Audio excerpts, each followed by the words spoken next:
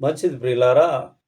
మొన్నటి దినాన మనం నేర్చుకున్న అంశము యేసు ప్రభు వారి యొక్క మాటల్ని, నేనే మార్గము, సత్యము, జీవము, నా ద్వారానే తప్ప తండ్రి యొద్దకు ఎవడును రానేరడు అని చెప్పి సెలవిచ్చినట్టుగా, అదే వచన భాగంలోకెళ్ళి కొంచెం ముందుకు కొనసాగుదాము. నేనే అని ఏ సందర్భంలో యేసుక్రీస్తు ప్రభు వారు పలికి ఉంటున్నారు, ఆ యొక్క మాటల భావాన్ని మనము ఈ రాత్రి కాలమందు జ్ఞాపకం చేసుకుందాము.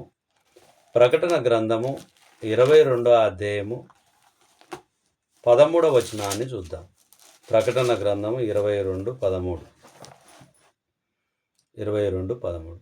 నేనే అల్ఫాయు ఓమేగయు, మొదటివాడను కడపటివాడను, ఆదియు అంతమునై ఉన్నాను. నేనే అల్ఫయు ఓమేగయు, మొదటివాడను కడపటివాడను, ఆదియు అంతమునై ఉన్నాను. ఆయన మొదటివాడుగా ఉంటున్నాడు. యేసు ప్రభువారు కడపటి వారిగా ఉంటున్నారు. నేనే అనేటటువంటి పదాన్ని ఆయన గుర్తు చేయగలుగుతూ ఉన్నారు. నేనే అనేటటువంటి దానికి చాలా వరకు మన ఆలోచనలు, మన ఉద్దేశాలు మనం చూసినప్పుడు చాలామంది మనం అనుకుంటాము, మనం కూడా కొన్ని సందర్భంలో నేనే అనేటటువంటి పదాలను కూడా వాడుతూ ఉంటాం.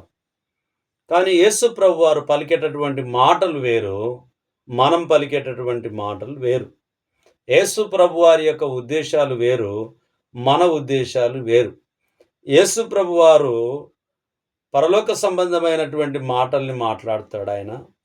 మనమైతే లోకానుసారమైనటువంటి మాటల్ని మనం మాట్లాడతాం. అందుకనే అల్ఫయు ఓమేగయు, నేనే అల్ఫయు ఓమేగయు, మొదటివాడను కడపటివాడను, ఆదియు అంతమునై ఉన్నాను. ఆయన ఆదియు అంతమునై ఉన్నాడు. నేనే అల్ఫయు ఓమేగయు, మొదటివాడను కడపటివాడను. ఆయన నిన్న నేడు ఏకరీతిగా ఉన్నవాడుగా ఉంటూ ఉన్నాడు. యేసు ప్రభు వారు నేనే అనేటటువంటి పదాన్ని వారు ఖచ్చితంగా పలికినటువంటి విషయాన్ని మనం చూస్తూ ఉన్నాం. అది నమ్మాలి. మనము ఆ మాటను ఖచ్చితంగా నమ్మేవారిగా మనం ఉండాలి. నమ్మకపోతే మనము నష్టపోతాము అనేటటువంటిది గుర్తు చేసుకోవాలి. క్రీస్తుని ఆది అంతము లేని స్వభావమై ఉన్నదనేటటువంటిది మనం గుర్తు చేసుకోవాలి. క్రీస్తుది ఆది అంతం లేనటువంటి గొప్ప మాదిరి అయి ఉన్నదనేటటువంటిది మనం గుర్తు చేసుకుంటూ ఉన్నాం. ప్రకటన గ్రంథం 2వ అధ్యాయము 23వ వచనాన్ని మనం చూసినప్పుడు, దాని పిల్లలను నిశ్చయముగా చంపెదను, అందువలన అంతరింద్రియ మూలను హృదయములను పరీక్షించువాడను నేనే అని సంఘములన్నీ తెలుసుకొనుటను, మరియు మీలో ప్రతి వానికి వాని క్రియల చొప్పున ప్రతిఫలం ఇచ్చేదనను. ఏం చెప్తుంది దేవుని వాక్యము? వారి క్రియల ప్రకారంగా ప్రతిఫలం ఇస్తా అంటున్నాడు. అలాగునే హృదయాన్ని పరిశీలన చేయగలిగినటువంటి దేవుడై ఉంటూ ఉన్నాడు. హృదయాలోచన ఎరిగినవాడా, హృదయాలోచన ఎరిగిన వాడై ఉంటున్నాడు.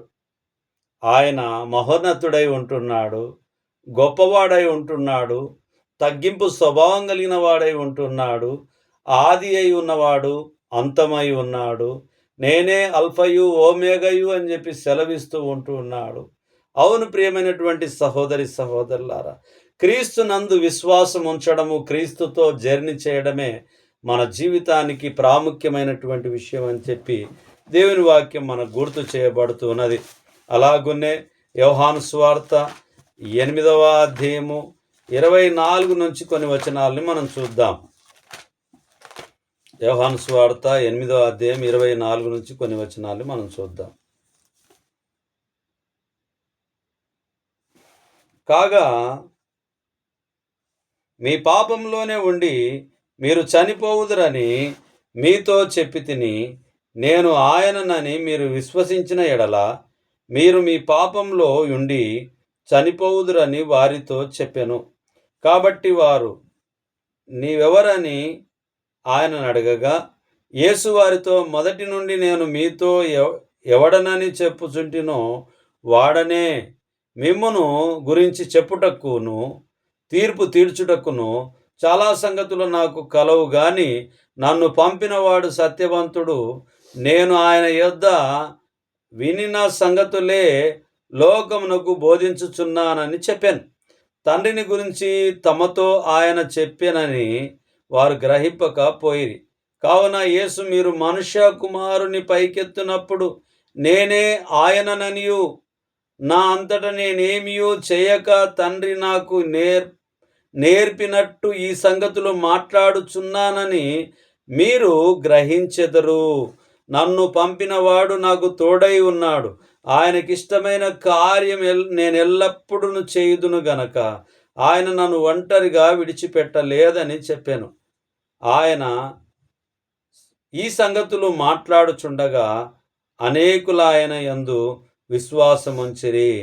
24వ వచనం చూసినప్పుడు, కాగా మీ పాపంలోనే ఉండి మీరు చనిపోవుదురని మీతో చెప్పి తిని నేను ఆయననని మీరు విశ్వసించిన ఎడల, ఆయననని అంటే యేసు ప్రభు అని విశ్వసించిన ఎడల, ఆయననే అనంటే యేసని, యేసు ప్రభు అని, యేసు నజరేయుడని, యేసు ప్రభు మన పాపముల నిమిత్తం ఈ లోకానికి వచ్చిండని, తండ్రి చేత పంపబడిన కుమారుడని, ఆయననని నోటితో ఒప్పుకొని హృదయమందు విశ్వసించి పాపములను వదులుకోమని చెప్పి దేవుని వాక్యం మనకు గుర్తు చేస్తూ ఉన్నది.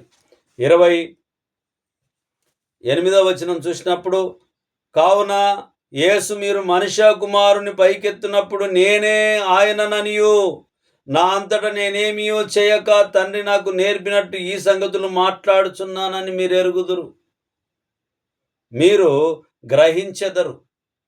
నేనే ఆయననని తండ్రి కుమారుడు ఏకమై ఉన్నటువంటి విషయాన్ని మరి గుర్తు చేయబడుతూ ఉన్నది ప్రియులారా. కాబట్టి దేవుని మహోన్నతమైనటువంటి ఆలోచన ఉద్దేశాలు మనము ధ్యానం చేయడం ద్వారా మనకు అర్థమవుతుంది, బైబిల్ చదవడం ద్వారా మనకు అర్థమవుతుంది, అనేక సార్లు వినడం ద్వారా, దృశ్యరూపకంగా చూడడం ద్వారా చాలా విషయాలు మనకు అర్థమవుతూ ఉంటాయి. కాబట్టి యేసు ప్రభు అని ఒప్పుకొని హృదయమందు, నోటితో ఒప్పుకొని హృదయమందు విశ్వసించినటువంటి వారు, నమ్మి బాప్తిసం పొందినటువంటి వారు రక్షింపబడతారు. నమ్మని వారికి శిక్ష విధింపబడుతుందని చెప్పి క్లియర్గా చెప్పబడి ఉన్నది. అలాగున్నే యోహాను సువార్త 18వ అధ్యాయము 5వ వచనం నుంచి 8వ వచనం వరకు చూద్దాం. కాగా నజరేయుడైన యేసునని ఆయనకు ఉత్తరమియ్యగా, యేసు ఆయనను నేనే అని వారితో చెప్పెను. ఆయనను అప్పగించిన యూదయు వారి యొద్ద నిలుచుండెను. ఆయన నేనే ఆయననని వారితో చెప్పగా వారు వెనకకు తగ్గి నేల మీద పడిరి. మరలా ఆయన, మీరు ఎవరిని వెదుగుచున్నారని వారిని అడిగెను. అందుకు వారు నజరేయుడైన యేసునని చెప్పగా యేసు వారితో, నేనే ఆయననని మీతో చెప్పి తిని గనక మీరు నన్ను వెదుగుచున్న ఎడల వీరిని పోనీయుడని చెప్పెను.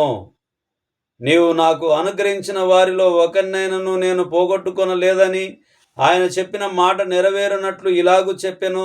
సీమోను పేతురునొద్ద కత్తి ఉండినందున అతడు దానిని దూసి ప్రధాన యాజకుని దాసుని కొట్టి అతని కుడి చెవి తెగ నరికెను. ఆ దాసుని పేరు మల్కు. యేసు, కత్తి ఊరలో ఉంచుము, తండ్రి నాకు అనుగ్రహించిన గిన్నెలోనిది నేను త్రాగకుందునా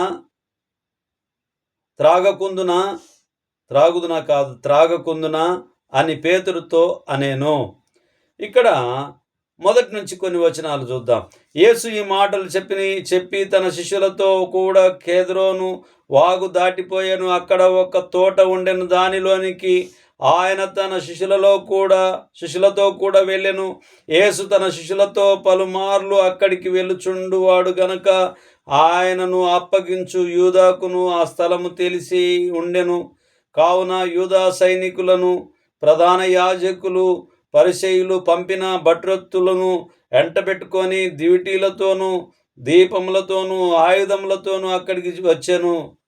యేసు తనకు సంభవింపబోవునవన్నీ ఎరిగిన వాడై వారి యొద్దకు వెళ్ళి, మీరెవని వెతుకుచున్నారని వారిని అడిగెను. వారు నజరేయుడైన యేసునని ఆయనకు ఉత్తరమియ్యగా, యేసు ఆయనను నేనే అని వారితో చెప్పెను. వారితో ఏమని చెప్పిండు? నేనే యేసునని అంటే నేనే అని చెప్పాను. మరి అంత స్పష్టముగా చెప్తూ ఉంటున్నాడు.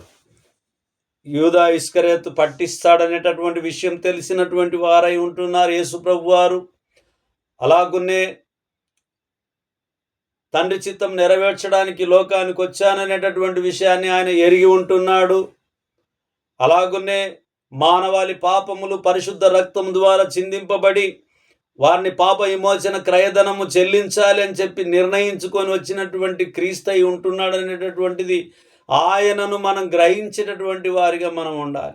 ఆయనను వెంబడించేటటువంటి వారిగా ఉండాలి. ఆయన మాటల్ని, మన ఉద్దేశాలను, మన ఆలోచనలను కాకుండా దేవుని చిత్త ప్రకారంగా మాటల్ని గైకొనేటటువంటి బిడ్డలుగా మనం ఉండాలని చెప్పి దేవుని వాక్యము ఈ రాత్రి కాలం అందు మనందరితో మాట్లాడుతున్నది. ఆయనను నేనే ఆయననని యేసు ప్రభు అని నోటితో ఒప్పుకోవడానికి మనము చాలా క్లియర్ కట్గా ఉండాలి అని చెప్పి దేవుని వాక్యం మనకు తెలియపరుస్తూ ఉన్నది. మరి యూదా ఇస్కరియోతు మరి అమ్ముడుపోయి, ఎండి నాణ్యములకు అమ్ముడుపోయి, మరి యేసు ప్రభు వారిని అప్పగించేయడానికి తానుంటున్నటువంటి స్థలం తెలిసినటువంటి వాడుగా ఉండి ఆ స్థలానికి తీసుకొని వెళ్ళి ఆయనను అప్పగించడానికి, అలాగునే ముద్దు పెట్టి ఆయనను అప్పచెప్పడానికి ఆయన ఒక ప్రణాళిక రచించుకొని ముందుకు వెళ్ళాడు. ఆ తర్వాత యూదా ఇస్కరియోతు ఆ మంచి యేసు ప్రభు వారిని పట్టించినందుకు, ఆయనకు శిక్ష విధింపజేయడానికి గల కారణమైనందుకు ఆ ఎండి నాణ్యములు తీసుకొని వెళ్ళి దేవాలయంలో పాడేసి ఆయన ఉరి పోసుకొని చచ్చిపోయినట్టుగా మనం చూస్తూ ఉన్నాం ప్రియులారా. కాబట్టి నేనే ఆయననని ఈ రోజుల్లో మనమంటే కొంతమంది మీరు చూడలేదు, నమ్మలేకపోవచ్చు. కానీ ఆనాడు యూదా ఇస్కరియోతు ఎంబడినే ఉండి ఆయన గొప్పతనాన్ని గ్రహించలేకపోయి ఉన్నాడు. నేనే ఆయననని గ్రహించమని చెప్తున్నాడు, కానీ గ్రహించలేకపోయి ఉన్నారు. మరి ఈ రోజుల్లో మనం యేసు ప్రభు అని గ్రహించేటటువంటి వారిగా, ఆయన మానవాళి కొరకు వచ్చిండనేటటువంటి విషయాన్ని గ్రహించేటటువంటి వారిగా, తండ్రి చిత్తాన్ని నెరవేర్చడానికి లోకానికి వచ్చి ఉన్నాడనేటటువంటిది గ్రహించేవారిగా, మన జీవితాన్ని దేవుని ఎదుట ఉంచేవారిగా మనం ఉండాలని చెప్పి దేవుని వాక్యము మనకు గుర్తు చేయబడుతుంది. లూకాసు వార్త 24వ అధ్యాయము 29వ వచనాన్ని మనం చూద్దాం. 24-29.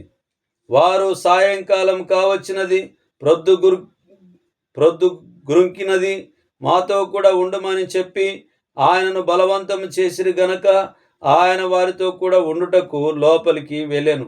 ఆయన వారితో కూడా భోజనమునకు కూర్చున్నప్పుడు ఒక రొట్టెను పట్టుకొని స్తోత్రం చేసి దాన్ని విరిచి వారికి పంచిపెట్టగా వారి కన్నులు తెరవబడి ఆయనను గుర్తుపట్టిరి.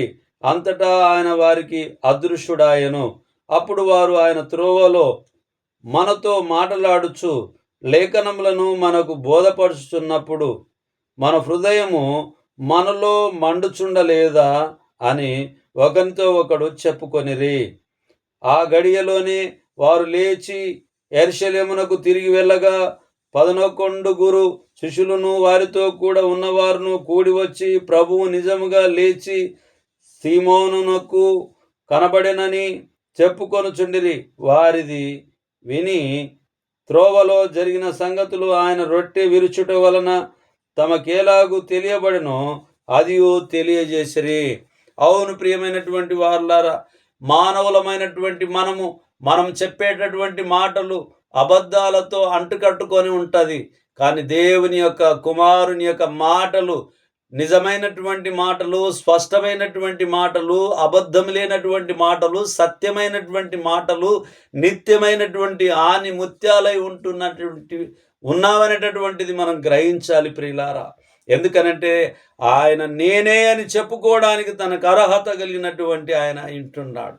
ఈ లోకంలో మనం జీవిస్తూ ఉన్నాము, ఈ లోకంలో మనం బ్రతుకుతున్నాము, ఈ లోకంలో మనకు ఆహారం దొరుకుతుంది అని అంటే ప్రతి క్షణము దేవుని యొక్క కృప అయి ఉంటున్నది అనేటటువంటిది మనం మర్చిపోవద్దు, జ్ఞాపకంలో ఉంచుకోవాలి. ఎందుకు అని అంటే మనకు పాపం నుంచి విడుదల కలిగించినటువంటి క్రీస్తు అయి ఉంటూ ఉన్నాడు. కాబట్టి అది మనము జ్ఞాపకం చేసుకోవాలి. అలాగనే 22వ అధ్యాయము, లూకాసు వార్త 22వ అధ్యాయము 70వ వచనాన్ని మనం చూద్దాం. లూకాసు వార్త 22:70. అందుకు వారందరూ, అట్లయితే నీవు దేవుని కుమారుడవా అని అడగగా, ఆయన మీరన్నట్టు నేనే ఆయనని అని వారితో చెప్పెను. అందుకు వారు, మనకిక సాక్షులతో పని ఏమి, మనం అతని నోటి మాట వింటిమి కదా అని చెప్పిరి.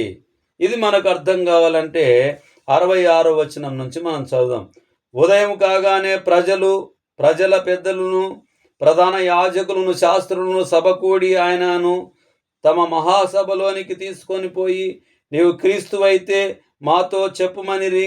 అందుకైనా నేను మీతో చెప్పిన ఎడల మీరు నమ్మరు.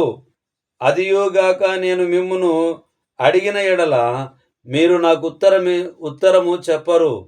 ఇది మొదలుకొని మనుష్య కుమారుడు మహాత్యము గల దేవుని కుడిపార్శ్వమున ఆసీనుడగునని వారితో చెప్పెను.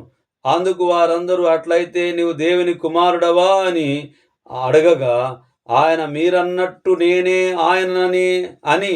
ఆయనను అని వారితో చెప్పగా, అందుకు వారు, మనకిక సాక్షులతో పనేమి, మనము అతని మాటను బట్టి నోటి మాటను వింటిమి కదా అని చెప్పిరి. ఈ యొక్క భావాన్ని అర్థం చేసుకుంటే, ఆలోచన చేయగలిగితే ఎందు నిమిత్తం ఈ మాట చెప్పబడి ఉన్నది అనేటటువంటి చూసినప్పుడు, మరి గెత్సెమనే తోటలో యేసుక్రీస్తు యొక్క వేదన గురించి, అలాగున్నే పేతురు బొంకుట గురించి ఈ లేఖనంలో మనకు రాయబడి ఉన్నవి. కాబట్టి యేసు ప్రభువారు స్పష్టంగా చెప్తూ ఉన్నాడు. ఏమిటి అంటే నేనే అని చెప్పి గుర్తు చేస్తూ ఉన్నాడు. ఆయన బొంకడం లేదు, అబద్ధమాడడం లేదు, నేనే అనేటటువంటి పదాన్ని గుర్తు చేస్తూ ఉన్నాడు. కాబట్టి మీరన్నట్టుగానే నేను యేసునే, మీరన్నట్టుగానే నేను రాజునే, మీరన్నట్టుగానే నేను ప్రభువునే, నేనే ఎంత గట్టిగా చెప్పగలిగి ఉంటున్నాడు యేసు ప్రభువారు. ఎంత క్లియర్ కట్గా చెప్పగలిగి ఉంటున్నారు యేసు ప్రభువారు. మరి యేసు ప్రభు అని అంగీకరించేటటువంటి మంచి మనసు మనం ఇతరులతో చెప్పుకోవడానికి ఆ యొక్క మంచి ఉద్దేశం మనం కలిగి ఉన్నామా?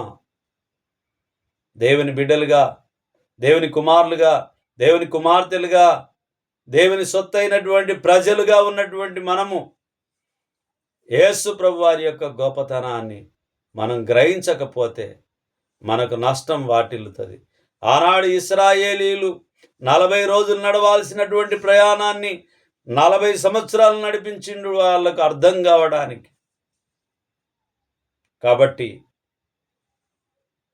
నీలో నాలో ఉన్నటువంటి పాపాన్ని వదిలిపెట్టుకొని, పాపం అనే దాన్ని విడిచిపెట్టుకొని, యేసు ప్రభు అని అంగీకరించుకొని, పంపబడినటువంటి దేవుని కుమారుడు ఈయననే సర్వాధికారి అయి ఉంటున్నాడనేటటువంటిది గ్రహించి మనము జ్ఞాపకం చేసుకొని మరి ముందుకు కొనసాగటానికి దేవుని బిడ్డలుగా మనం ఈ లోకంలో మనం ఉంటూ ఉన్నాం. యోహాను సువార్త 13వ అధ్యాయము 13వ వచనము మరియు 19వ వచనాన్ని చూద్దాం. యోహాను సువార్త 13వ అధ్యాయము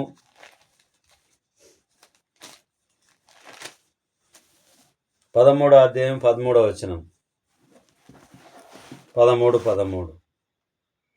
బోధకుడనియు ప్రభువనియు మీరు నన్ను పిలుచుచున్నారు, నేను బోధకుడను ప్రభువును గనక మీరిట్లు పిలుచుట న్యాయమే. బోధకుడనియు ప్రభు అని మీరు పిలుచుచున్నారు. మీరిట్లు పిలుచుట న్యాయమే, కరెక్టే అని చెప్తున్నాడు. కానీ ఈ రోజుల్లో పనికిరానటువంటి నేను కూడా ఏం కోరుకుంటా? గొప్ప పేరు కావాలని కోరుకుంటా. అది కరెక్ట్ కాదు అని చెప్పి దేవుని వాక్యం గుర్తు చేయబడుతుంది. నీవు బోధకుడని పిలిపించుకోవద్దు అని చెప్పి దేవుని వాక్యం గుర్తు చేస్తుంది. అవును ప్రియమైనటువంటి మనమందరం సహోదరులుగా ఉంటూ ఉన్నాం. ఆ బిరుదులు, ఆ యొక్క అర్హత, హక్కులు అన్నీ క్రీస్తుకు సంబంధించినవని చెప్పి మనం గుర్తెరిగి ఉండాలి. అలాగనే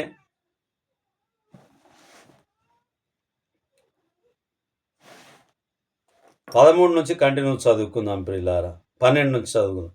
వారి పాదములు కడిగి తన పై వస్త్రం వేసుకొనిన తర్వాత ఆయన మరలా కూర్చుండి, నేను మీకు చేసిన పని మీకు తెలిసినదా? బోధకుడనియు ప్రభు అనియు మీరు నన్ను పిలుచుతున్నారు. నేను బోధకుడను ప్రభువును గనక మీరిట్లు పిలుచుట న్యాయమే. కాబట్టి ప్రభువును బోధకుడునైనా నేను మీ పాదములు కడిగిన ఎడల మీరును ఒకరి పాదములను ఒకరు కడుగవలసినదే. నేను మీకు చేసిన ప్రకారము మీరును చేయవలెనని మీకు మాదిరిగా ఇలాగు చేసి తిని. దాసుడు తన యజమానుని కంటే గొప్పవాడు కాడు, పంపబడినవాడు తన్ను పంపిన వాని కంటే గొప్పవాడు కాడని మీతో నిశ్చయముగా చెప్పుచున్నాను. ఈ సంగతులు మీరు ఎరుగుదురు గనుక వీటిని చేసిన ఎడల మీరు ధనులగుదురు. మిమ్ము నందరిని గురించి నేను చెప్పలేదు. నేను ఏర్పరచుకొనిన వారిని ఎరుగుదును గాని నాతో కూడా భోజనము చేయువాడు నాకు విరోధంగా తన మడమ ఎత్తెను అను లేఖనము నెరవేరుటకై ఇలాగు జరుగును. జరిగినప్పుడు నేనే ఆయననని మీరు నమ్మునట్లు అది జరగక మునుపు మీతో చెప్పుచున్నాను. నేనెవని పంపుదునో వాని చేర్చుకొనువాడు నన్ను చేర్చుకొనువాడగును. నన్ను చేర్చుకొనువాడు నన్ను పంపిన వానిని చేర్చుకొనువాడగునని మీతో నిశ్చయంగా చెప్పుచున్నానని వారితో అనెను. 19 జరిగినప్పుడు నేనే ఆయననని మీరు నమ్మునట్లు మనము నమ్మాలి. ఎవరని నమ్మాలి? యేసు ప్రభు అని నమ్మాలి. పాపముల నుంచి విమోచన క్రయధనం చెల్లించిన ఆయన అని చెప్పి గుర్తుపెట్టుకోవాలి. ఆయన రాకపోయింటే మన జీవితాలు అర్థవంతమైనటువంటి జీవితాలు కాకుండా అర్థవంతమైనటువంటి జీవితములుగా ఉంటుండే, అర్థం కాని జీవితంలో ఉంటుండే. అసలు పాపంలో ఉండడం వల్ల ఏమి ప్రయోజనము? మీ పాపములను విడువమని చెప్పి, యేసు ప్రభు అని ఒప్పుకోమని చెప్పి దేవుని వాక్యం మనకు తేటగా గుర్తు చేయబడుతుంది. కాబట్టి నా ప్రియ సహోదరులారా, నేనే అనేటటువంటి పదాన్ని యేసు ప్రభు వారు పలికినట్టుగా ప్రతిదానికి నేనే అని చెప్పి మానవులం మనం పలకవద్దు. ఎందుకు అనంటే ఆయన నేనే అల్పయు ఓమేగయు ఆదియు అంతమునై ఉన్నవాడనని చెప్పి చెప్పుకోగలిగిన వాడై ఉంటున్నాడు. ఆయన అర్హుడు కాబట్టి చెప్పుకోగలిగాడు. మనకి ఈ లోకంలో ఏమి ఇచ్చినప్పటికి కూడా అది మనది కాదని చెప్పుకోవాలి. ఆయన చిత్తం మాత్రమే మన పట్ల నెరవేరుస్తుందని చెప్పి చెప్పుకోవాలి. అంతేగాని నేనే అనేటటువంటి పదాన్ని మనము ఉపయోగించుకోకపోవడము చాలా మంచిది. ఎందుకు అనంటే దేవుని పనిలో దేవుడు మాత్రమే మహిమ పొందాలి, దేవుడు మాత్రమే ఘనత పొందాలి. మహిమ ఘనత ప్రభావాలకు ఆయన మాత్రమే అర్హుడు అని చెప్పి మనం గ్రహించాలి. చిన్ని ప్రార్థన. సర్వ సృష్టికి కారణభూతుడైన మా ప్రియ పరలోకపు తండ్రి, మీ పరిశుద్ధమైన నామాన్ని బట్టి మీకు వందనాలు చెల్లించుకుంటున్నాం నాయనా. ఈ రాత్రికాలం వ్యర్థం కాకుండా కొద్దిసేపు మాట్లాడుకోవడానికి మీరు ఇచ్చిన తరుణాన్ని బట్టి మీకు వందనాలు. ఆశతో ఆసక్తితోనైనా వాక్యాన్ని వీక్షిస్తున్న మా ప్రియులందరినీ దీవించి ఆశీర్వదించమని ప్రార్థిస్తూ ఉన్నాం. ఈ మానవులు మీ కుమారుడు, మా ప్రాణరక్షకుడు, మాకై మరణం పొంది సమాధి చేయబడి తిరిగి లేచిన నజరేయుడైన యేసు క్రీస్తు అతి పరిశుద్ధమైన నామంలో బ్రతిమాలి అడిగి వేడుకొని ప్రార్థించుచున్నాము తండ్రి. ఆమేన్. ఆమేన్. అందరికి ప్రభు నామమున వందనాలు.